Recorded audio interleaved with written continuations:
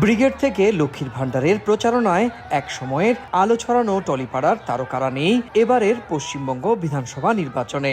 যদিও এক ঝাঁক তারকা এবারও লড়ছেন তৃণমূল বা বিজেপির পতাকা ধরে।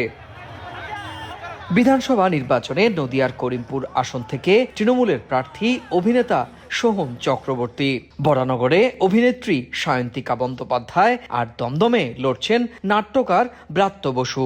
অভিনেত্রী নয়না বন্দ্যোপাধ্যায় ও লাভলি মৈত্র লড়ছেন চৌরঙ্গী ও সোনারপুর দক্ষিণ আসন থেকে।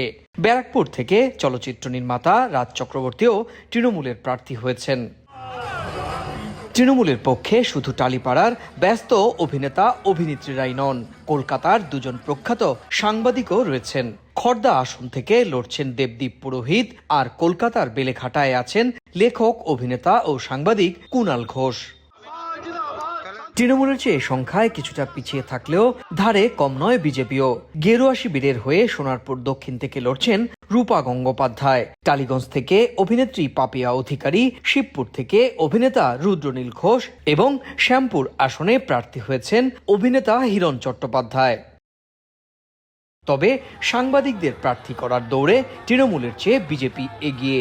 বিজেপির হয়ে নির্বাচনী লড়াই লড়ছেন জগন্নাথ চট্টোপাধ্যায়, মানব গুহ এবং সন্তু পাল। রাজনৈতিক বিশ্লেষকরা মনে করছেন বিভিন্ন রাজনৈতিক দল যে বিভিন্ন পেশার মানুষকে রাজনীতি করার সুযোগ দিচ্ছেন তা ইতিবাচক।